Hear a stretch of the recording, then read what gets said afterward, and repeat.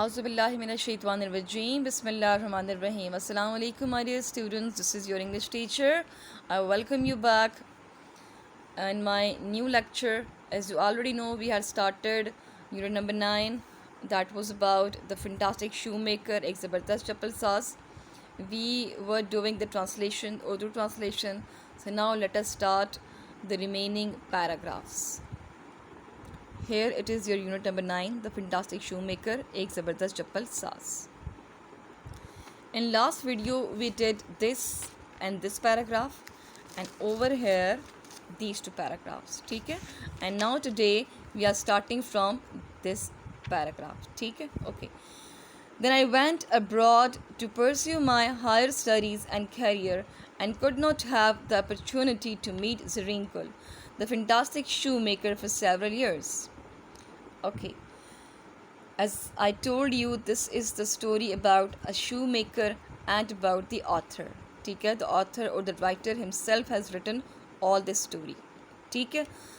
So what are you going to do? You are going to have pencils in your hands and you have to note down the meanings as well as you have to note down the translation, right? Okay, then I went abroad to pursue my higher studies. It means that اعلیٰ تعلیم کے حصول کے لیے میں بیرون ملک چلا گیا. abroad, بیرون ملک. higher studies, اعلیٰ تعلیم کے حصول کے لیے. ٹھیک ہے, pursue means حصول کے لیے. and career, and could not have the opportunity to meet زرین گل, اور مجھے دوبارہ موقع نہ مل سکا کہ میں زرین گل سے ملتا. The fantastic shoemaker for several years, کئی سالوں تک مجھے دوبارہ موقع نہ مل سکا کہ میں زرین گل کاکا سے یا زرین گل سے مل سکتا. ٹھیک ہے. After several years, کئی سالوں بعد, I returned to پشاور, میں پشاور واپس آیا. And the first shop I went to was my old friend زرین گل, سب سے پہلے. اینڈ دا فرسٹ شاپ, سب سے پہلی دکان جہاں پہ میں گیا وہاں پہ میرا پرانا دوست زرین گل تھا. I had left a man of 50, میں ایک 50 سال کا آدمی چھوڑ کر گیا تھا. I came back to one of 65 worn and torn like an overused pair of shoes. ٹھیک ہے, I came back to one of 65 worn and torn like an overused pair of shoes. It means that میں ایک 50 سالہ شخص کو چھوڑ کر گیا تھا. جب میں واپس آیا تو ایک 65 سالہ شخص کو پایا, ایک 65 سالہ شخص کو پایا جس کی حالت کیسی تھی, جس کی حالت ایسے بوسیدہ اور ابتر تھی.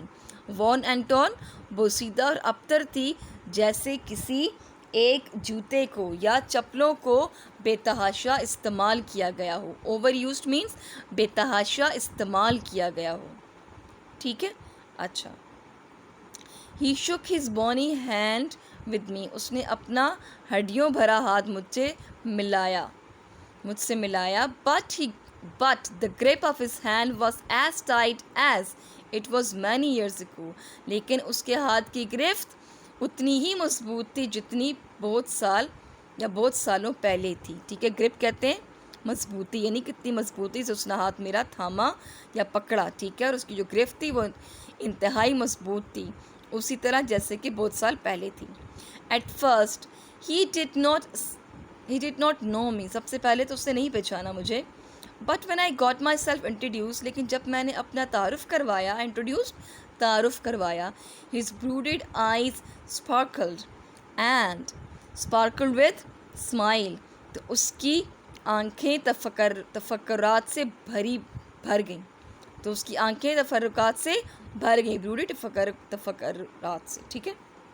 اچھا, یعنی کہ he was having some very strange type of eyes. Do you want my shoes, آپ کو کیا میرے جوتے چاہیے؟ ہی آسکڈ, اس نے کہا. I can make them quickly, میں جلدی سے تیار کر دوں گا. Because I have plenty of free time, کیونکہ میرے پاس بہت سا فارغ ٹائم ہے, بہت سا فارغ وقت ہے. Then he looked at my branded shoes, پھر اس نے میرے مشہور کمپنی والے شوزوں کو دیکھا. اینڈ سیڈ, اور کہا, those are not my shoes, یہ تو میرے شوز نہیں ہیں, یہ تو میرے چپل نہیں ہیں, یہ تو میرے جوتے نہیں ہیں. His tone was not one of anger اور آف سورو, اس کی آواز میں غصہ یا ناراضگی نہیں تھی. ناٹ ایون آف کنٹیمپٹ, نہ اور نہ ہی کوئی اس میں کوئی تحقیر کا پہلو تھا. But there was in it something quite that froze my blood. لیکن اس میں کچھ ایک ایسی بات تھی جس نے میرا خون منجمد کر دیا تھا. froze my blood, منجمد کر دیا تھا میرا خون. ٹھیک ہے.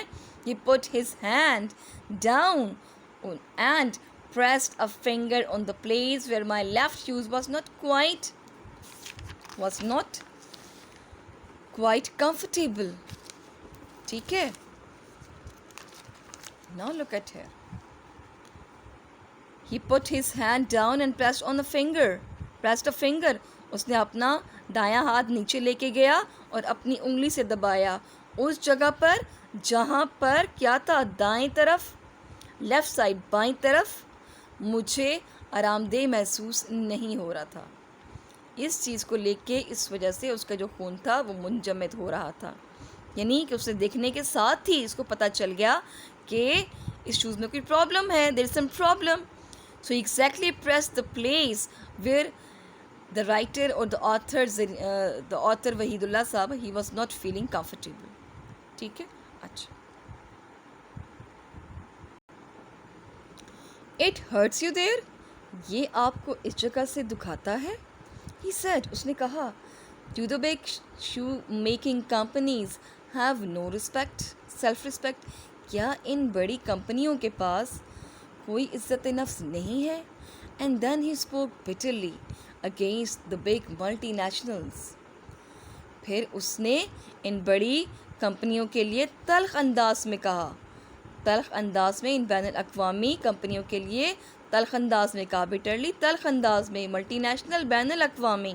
ٹھیک ہے. پھر اس نے ان بین الاقوامی کمپنیوں کے خلاف تلخ انداز میں کہا that have extended their tentacles to the shoe making trade. انہوں نے اپنے پاؤں چپل سازی کے کاروبار تک تو پھیلا دیے ہیں. انہوں نے اپنے پاؤں چپل سازی کے کاروبار تک تو پھیلا دیے ہیں. He told me how these companies had hired the craftsmen of shoe making trade. انہوں نے مجھے کہا کہ کس طرح ان کمپنیوں نے کاریگروں کی خدمات حاصل کی ہوئی ہیں. These big firms use their hands. یہ بڑی کمپنیاں ہاتھوں کا استعمال کرتی ہیں. not their brain اور experience, اور نہ کہ اپنے دماغ اور تجربے کا. یعنی کہ یہ جو بڑی کمپنیاں ہیں یہ کیا کرتی ہیں, یہ جو کاریگر ہیں ان کو تو ہائر کر لیتی ہیں, ان کی خدمات لیتی ہیں, لیکن ان کے ہاتھوں کا استعمال کرتی ہیں, ان کے دماغ اور تجربے کا استعمال نہیں کرتی ہیں. I asked Zareen Gul Kaka why he used their hands not their brain or experience. I asked Zareen Gul Kaka why he I repeat, I asked Zareen Gul Kaka why he did not join these big firms. تو میں نے کہا زرین گل کاکا آپ کیوں ان بڑی کمپنیوں سے منسلک نہیں ہو جاتے, منسلک نہیں ہو جاتے ان بڑی کمپنیوں سے. ٹھیک ہے. if his trade was not doing well, اگر اس کا اپنا کام یا کاروبار صحیح نہیں چل رہا تھا. his reply was crisp and blunt. تو اس کا جواب انتہائی دو ٹوک اور روکھا تھا. crisp دو ٹوک, blunt روکھا تھا. I am an artist, not machine. میں ایک کاریگر ہوں, مشین نہیں ہوں. who will blindly follow their irrational and stupid dictations. میں کیسے ان کے احمقانہ چیزوں کو یا ان کے جو حکم ہوتے ہیں, جو ان کے احکامات ہوتے ہیں, ان کو میں کیسے فالو کر سکتا ہوں, میں ان کو کیسے مان سکتا ہوں. ٹھیک ہے. they get it all. یہ سب حاصل کر لیتے ہیں. he continued, by advertisement. اشتہاروں کے ذریعے یہ سب کچھ حاصل کر لیتے ہیں. ٹھیک ہے. not by work, کام کے ذریعے نہیں. they took it away from us and presently we have no work. انہوں نے یہ سب کچھ ہم سے چھین لیا ہے اور فی الوقت ہمارے پاس کوئی کام نہیں ہے. looking at his crumpled leathered face, ان کے اس سوکھے چمڑے والے چہرے کو دیکھا. I saw things I had not notified before. میں نے وہ سب کچھ دیکھا, ان سب چیزوں کا جائزہ لیا جو میں نے آج سے پہلے نہیں دیکھا تھا. bitter things and bitter struggle. کیا تلخ چیزیں اور تلخ کوشش نظر آ رہی تھی. His face and voice made so deep an impression on me that during the next few minutes I ordered my pears. پھر کیا ہوا کہ I saw things I had not noticed before. میں نے وہ چیزیں دیکھی یا میں نے ان چیزوں کا جائزہ لیا جو آج سے پہلے میں نے نہیں دیکھا تھا. bitter things تلخ چیزیں, bitter struggle تلخ کوششیں. ٹھیک ہے. his face and voice made so deep impression, اس کے چہرے کا ان باتوں کا مجھ پر اتنا گہرا اثر ہوا. deep impression گہرا اثر ہوا on me مجھ پر, that during the next few minutes کہ اگلے کچھ منٹوں میں میں نے I ordered many pairs میں نے کئی جوتوں کے جوڑوں کا آرڈر دے دیا. ٹھیک ہے, حکم دے دیا. I wanted to make him advance payment اور میں اسے پیشگی ادائیگی بھی کرنا چاہتا تھا. He refused though پہلے تو اس نے ریفیوز کیا, اس نے انکار کیا. He badly needed money حالانکہ اسے پیسوں کی بہت سخت ضرورت تھی. By saying یہ کہتے ہوئے pay it when the shoes are ready to deliver تب دینا, پیسوں کی ادائیگی تب کرنا جب یہ تیار ہو جائیں. ٹھیک ہے بیٹا. It is quite enough till here. We will continue last two paragraphs in the next time, in the next lecture. At this time, it is quite enough over here. Now, it's the time to move towards the written work of June task. ٹھیک ہے. So, let us start that.